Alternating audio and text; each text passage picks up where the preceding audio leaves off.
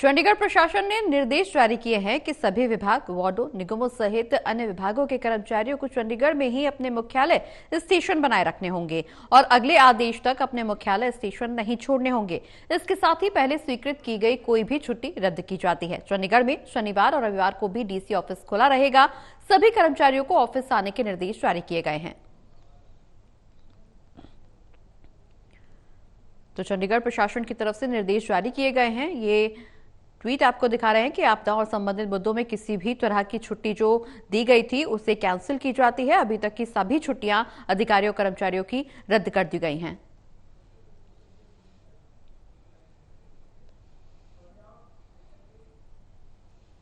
और इसी बीच रुक कर लेंगे, हमारे साथ रक्षा विशेषज्ञ रोमिल दहिया जी जुड़ गए हैं। उनसे आगे की चर्चा बढ़ाएंगे, क्योंकि जिस तरह से भारत और पाकिस्तान के बीच तनावपूर्ण स्थिति बनी हुई है, निश्चित रूप से अब ये जानना जरूरी है, अब इस बात की समीक्षा और ज्यादा जरूरी होती जा रही है कि आगे क्या कुछ घटनाक्रम हो सकता है और आगे के घटनाक्रम से निपटने के लिए भारत कितना तैयार है और पाकिस्तान के हौसले पस्त करने के लिए भारत के पास सैन्य क्षमताएं क्या है। बहुत बहुत स्वागत है सर आपका टोटल टीवी पर। ये जानने की कोशिश करेंगे, समझने की कोशिश करेंगे कि अब जो स्थिति बनती हुई नजर आएगी उससे निपटने के लिए भारत कितना तैयार है, क्योंकि पहल हमने नहीं की है, भारत की तरफ से पहल नहीं की गई। बस इतना बताया गया कि आतंकवाद को बर्दाश्त नहीं किया जाएगा। जिस तरह से पहलगाम में आतंकी हमला हुआ, उसके बाद सिर्फ और सिर्फ ये एक मैसेज देने की कोशिश भारतीय सेना की तरफ से की गई थी कि आतंकवाद को भारत में बर्दाश्त नहीं किया जाएगा, जगह नहीं दी जाएगी। लेकिन जिस तरह से लगातार पाकिस्तान हमलावर हो रहा है, सैन्य ठिकानों को निशाना बना रहा है, सिविल एरियाज पर हमले करने की कोशिश कर रहा है, ये कितना चुनौतीपूर्ण है भारतीय सेना के लिए और आगे की स्थिति अगर इससे ज्यादा तनावपूर्ण होती है तो भारत कितना सक्षम इससे निपटने के लिए? मेरे ख्याल से हमें बहुत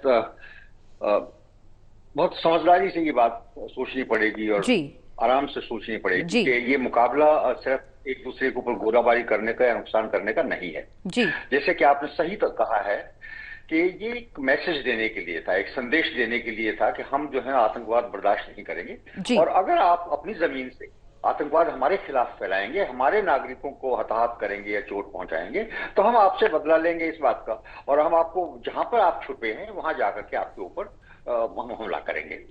तो ये एक मैसेज देने का है। भारत की तरफ से पहले दिन से ये बिल्कुल नहीं है कि हम पाकिस्तान को बर्बाद कर देंगे या हम उनके ऊपर बहुत उनके लोगों को तकलीफ पहुंचा देंगे। ऐसा कोई ना इरादा कभी जाहिर किया है अभी तक और ना करने का इरादा है। भारत ने तो बल्कि एक बहुत जिम्मेदार देश की तरह से इस मामले को संभाल के एक छोटे लेवल तक रखने की कोशिश की है।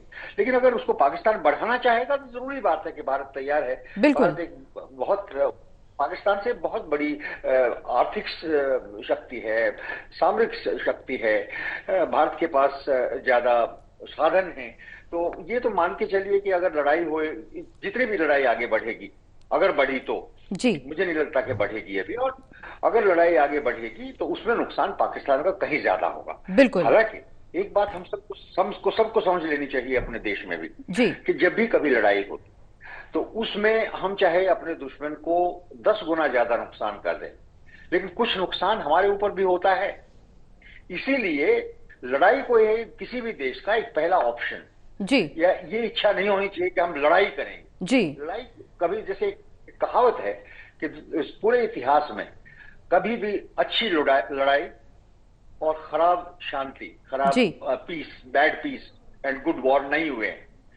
तो लड़ाई के अपने नुकसान होते हैं और लेकिन कई बार देश की सुरक्षा के लिए, अपने नागरिकों की सुरक्षा के लिए, देश के हितों के लिए लड़ाई करना आवश्यक हो जाता है। और जब वो लड़ाई करना आवश्यक, उस वक्त उसको जीतने के लिए लड़ाई लड़ी जाती है। बिल्कुल रोमिल जी, लेकिन तो यहाँ पर ना समझने वाली बात ये भी है कि अगर हम पाकिस्तान के हालातों का जिक्र करें तो वहां पर पहले ही भुखमरी के हालात हैं, लोगों के खाने पीने के लाले लगे हुए हैं, वहां पर उनकी सैन्य क्षमता इतनी प्रबल नहीं है, इतनी मजबूत नहीं है जितनी की भारत की है।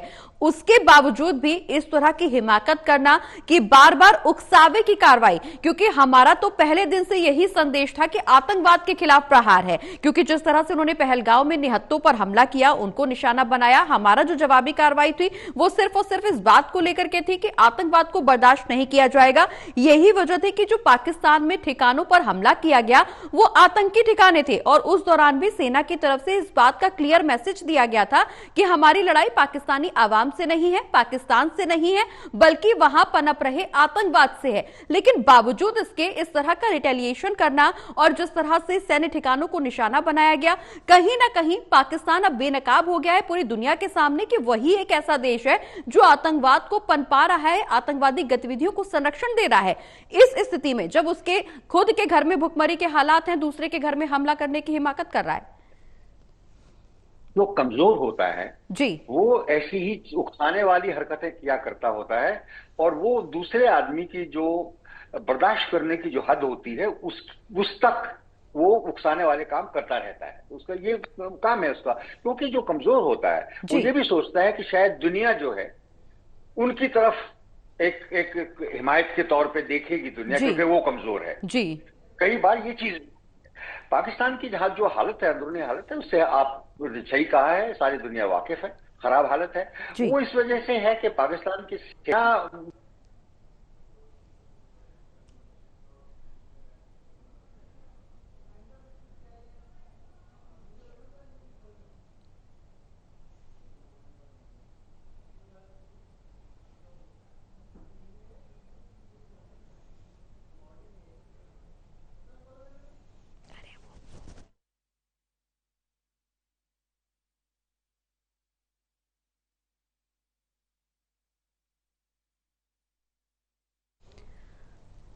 बिल्कुल। इस बीच रोमिल जी से एक बार फिर से बातचीत करने की कोशिश करेंगे क्योंकि उनकी आवाज हम तक नहीं पहुंच पा रही है। उनसे एक बार फिर से जानेंगे कि पाकिस्तान के हालात क्या हैं और ऐसी स्थिति में युद्ध जो है वो आगे कितना संभव माना जा रहा है। रोमिल जी हमारे साथ एक बार फिर से जुड़ गए हैं, रक्षा विशेषज्ञ।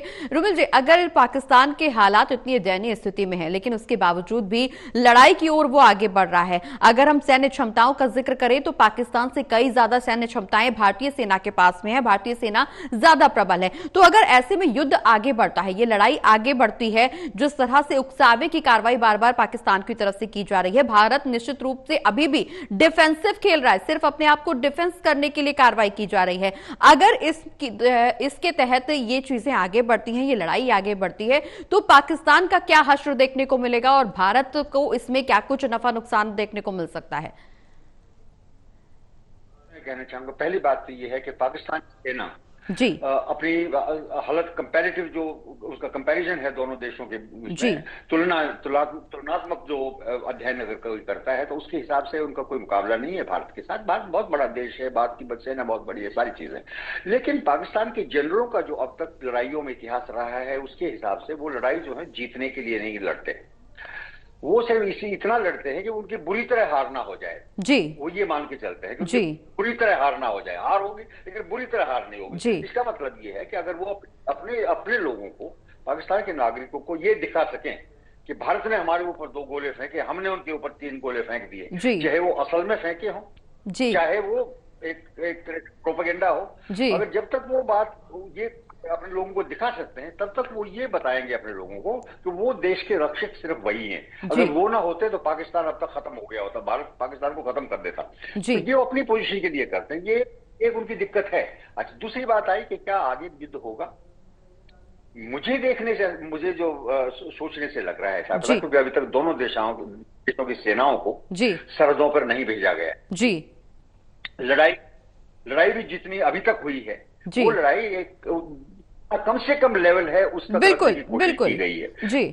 तो मुझे देख के ऐसा लगता है कि भारत की इच्छा नहीं है इसको आगे बढ़ाने की और पाकिस्तान की सामर्थ्य नहीं है उस लड़ाई को आगे बढ़ाने की जी।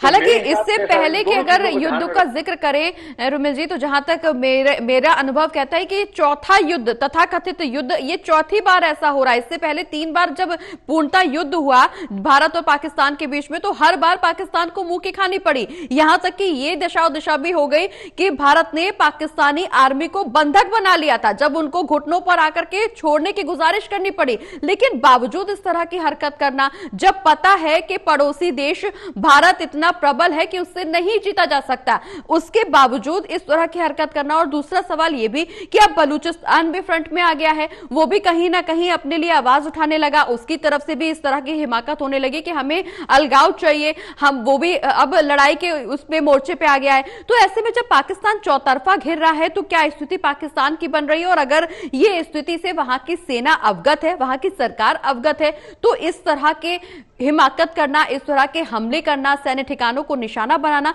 कितना जायज? बिल्कुल जायज नहीं है। पाकिस्तान के पास सामर्थ्य नहीं है, अंदरूनी हालात बहुत खराब है जी, ये सब बात जहां तक सही है जी। लेकिन उसके बावजूद भी जैसे कि मैंने आपको पहले बताया था, पाकिस्तान की सेना अगर चुप बैठेगी तो लोग उसके खिलाफ खड़े हो जाएंगे कि हम आपको किस लिए पालते रहे हैं जी। तो उनको अपनी बहादुरी दिखानी है। उस बहादुरी को दिखाने के लिए वो ऐसा कर रहे हैं, वो अपने देश की सुरक्षा के लिए नहीं कर रहे हैं, उसे अपनी बहादुरी दिखाने के लिए ताकि उनकी पोजीशन बनी रहे इसलिए कर रहे हैं। और दूसरी बात यह है कि जहां तक अलगाववाद का सवाल है, जहां तक आतंकवाद का सवाल है इसका, जब लोग जो कि हाशिए पर लोग हुआ करते होते हैं किसी भी वजह से, चाहे राजनीति की वजह से हो, चाहे आर्थिक कारणों से हो, हाशिए पर लोग जहां जिस देश में भी हाशिए के लोग हथियार उठाते हैं वहां पे दो वजह से उठाते हैं। एक, उनकी बात नहीं सुनी गई जी, और दूसरी बात यह है कि देश कमजोर है जी। अगर देश आर्थिक रूप से, सामरिक रूप से मजबूत है तो उस देश के हर एक नागरिक को उस देश का हिस्सा बनने में फायदा नजर आता है, बिल्कुल, और अलगाववाद खत्म हो जाता है जी। तो इसलिए पाकिस्तान की हालत, तो मुझे तो ऐसा लगता है कि उसकी हालत तो सुधरने की बजाय और खराब होने को है। तो युद्ध करने की स्थिति में पाकिस्तान नहीं है, कतई नहीं है। और इसीलिए मैं ये कह रहा हूं, क्योंकि हमारी इच्छा नहीं है और उनकी सामर्थ्य नहीं है, इसलिए युद्ध बहुत आगे नहीं बढ़ेगा। हमारे लोगों को इसके बारे में घबराने की आवश्यकता नहीं है जी। चलिए, बहुत बहुत शुक्रिया रोमिल जी हमारे साथ जुड़ने के लिए और अपने विचार जनता तक पहुंचाने के लिए, अपनी जानकारी साझा करने के लिए।